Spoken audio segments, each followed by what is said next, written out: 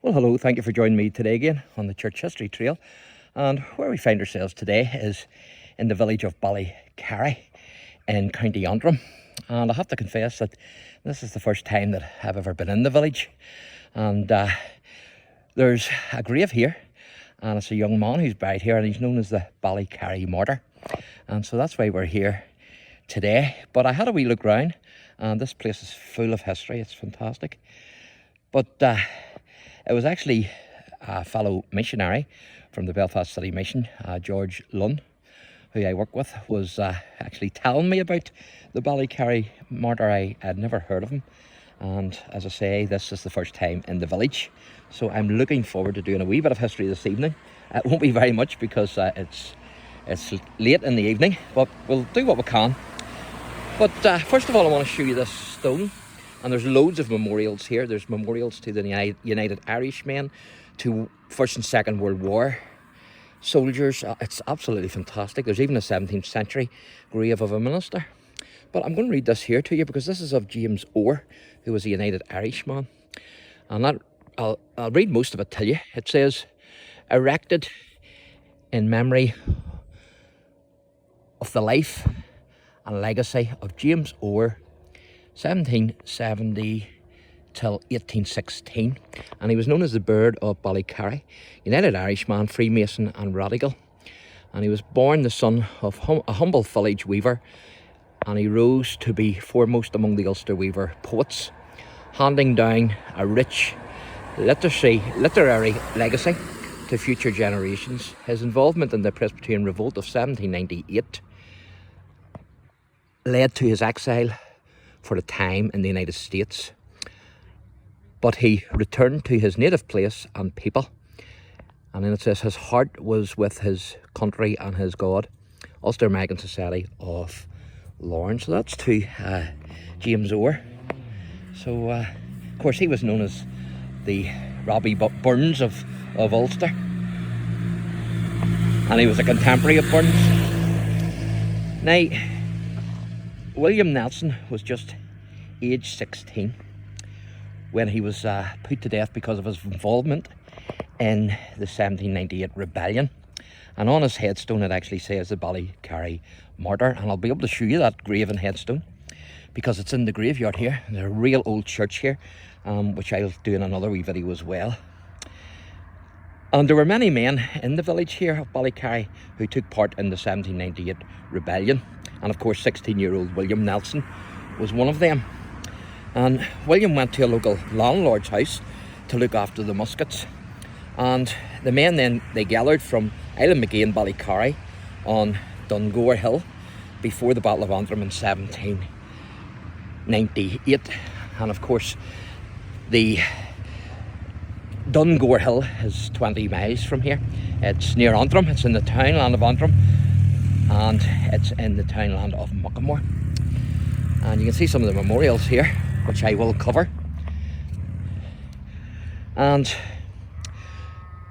so after the battle, William was arrested and he was taken to Carrickfergus jail, and he was asked to give the names of his comrades in exchange for his own life, but he refused, and so he was taken back to Ballycarry and was hanged outside his mother's house on what's believed to be a sycamore tree. And so he would become known as the Ballycarry MARTYR. Now, two of his brothers, James, John and Samuel, they were transported to the West Indies for their part in the rebellion. And there's a beautiful scenery here. Hopefully you'll be able to see it even though it's late in the evening. But there's beautiful scenery here. And as I say, hopefully you'll be able to see it. There's some of the boards. The boards are fantastic. Absolutely brilliant. And there's some of the scenery. There's a sheep looking at me. But you can see the scenery here.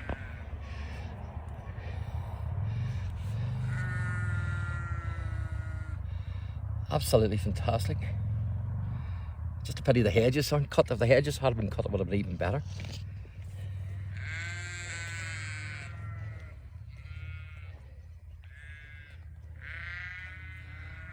Isn't that amazing? fantastic. And as I say, the boards are absolutely brilliant. So if you're into history, get yourself up to Ballycarry, because when I seen all this stuff, I was gobsmacked. It was absolutely fantastic. And of course the old church is amazing as well. And I'll do a wee video on the church.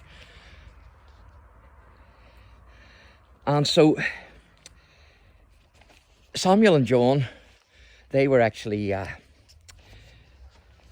shipped to the West Indies, as I say, for their part in the 1798 rebellion. Now, Samuel, he actually died while he was en route, and the French ship actually attacked the prison ship and captured it, and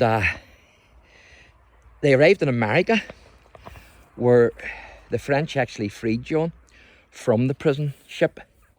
And in Virginia, John became a successful architect, becoming a personal friend of President Thomas Jefferson, whose home he built, as well as the University of Virginia. And there's actually a picture of the home on the billboard out there, and it's absolutely fantastic.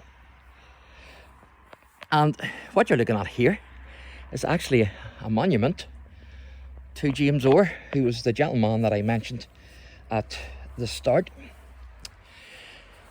Now, you can pause the video and read those if you want. There's a lot of reading. I'll just read the start of it. This monument to the poet, the patriarch, and the philanthropist. And so you can pause the video if you want to read the rest of that. Show you these wee monuments, these wee plaques. It says, rededicated to the memory of James Orr and the people of Ballycarry by Reverend Dr. John W. Nelson, RWB John Dixon, PGM, 7th of June 2014. And then this one, which is a lovely plaque, says it's the Ballycarry Community Association, the Weavers Trail, Ballycarry, County Antrim. Just zoom in and let you see that because it's very small. And it says the Orr Monument. James Orr was born at Monts Road in 1770 and died on April 24th, 1816. And he was buried in a family grave at Temple Corran, and I think it's Corran, how you pronounce that, which remained unmarked until the 21st of June 1831, when the foundation stone of the imposing memorial was laid. The monument was erected by public and Masonic subscription and built by William Fitzpatrick of Belfast for a cost of around £90. The Orr Monument is only one of two public Masonic monuments in Northern Ireland. And so you can pause the video and read that. So that's the James Orr Monument, and what I'll do is after I show you the William Nelson grave, I'll take you out and let you see Jefferson's home, which John built, and I'll also let you see the home of James Orr in Ballycarry. It's I hope to find maybe the James Orr home. I'm not sure if it's still standing, but there's certainly a photo of it on one of the boards. And so this says at the back of it, sacred to the memory of James Orr, the bird of Ballycarry. And that was, I'm not sure what that says, but it's 24th of April 1816. That's when he died, age 46. So if you want to read the rest of that, then you can pause the video. And so, as you've seen there, James Orr was known as the bird of Ballycarry. And Orr was foremost of the Ulster Weaver poets, and as I said earlier in the video, he was a contemporary of Robbie Burns, and he was known as the Ulster Robbie Burns, the Ulster version of Robbie Burns. And Orr fled to America after his part in the 1798 rebellion and the Battle of Antrim. And so after things went pear-shaped for the United Irishmen, then, like many of the United Irishmen, Orr fled. And he later returned to Ballycarry under an amnesty, where he died in the village, as you saw there on the inscription, in 1816. So, pretty amazing stuff in this graveyard. Absolutely fantastic. See the back of the church there? church is amazing. But what I'm going to do now is I'm going to show you William Nelson's grave. And there's a few monuments to Nelson's. Them two there have mentioned Nelson families on it of a later date. There's actually a William Nelson on one of them of a later date of the 19th century. But this is the grave here of William Nelson, the martyr of Ballycarry. And it says, sacred to the memory of Samuel Nelson. And Samuel died on the 24th, 1789. So I'm assuming that that was William's father. And also his wife, Jane Nelson. She died July 1821. She was 75 years old. And 4 of the children, 2 of whom died young, Jackson and Esther, and Thomas, who died June 1796, aged 19 years. And then here's the man himself.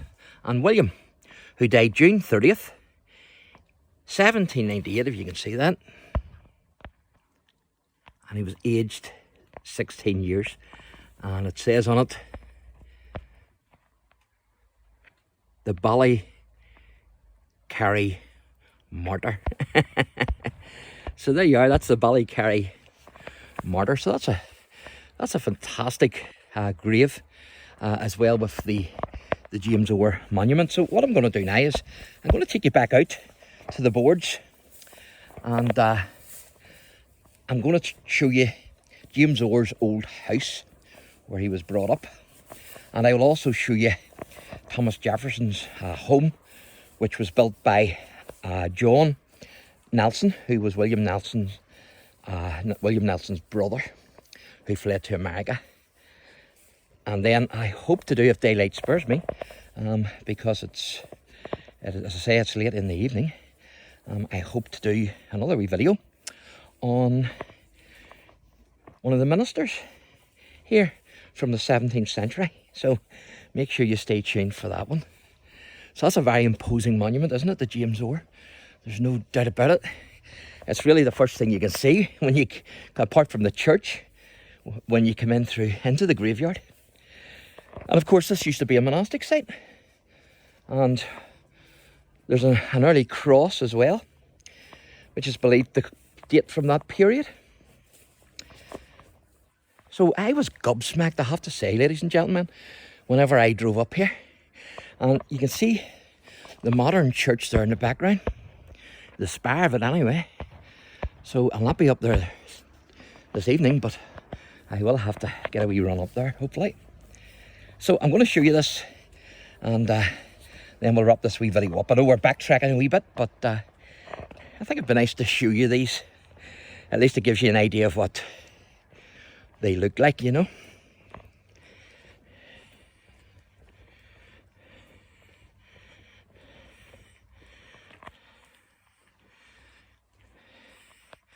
So this is James Orr, and you can see he's got his Masonic regalia on, and that's the monument I just showed you.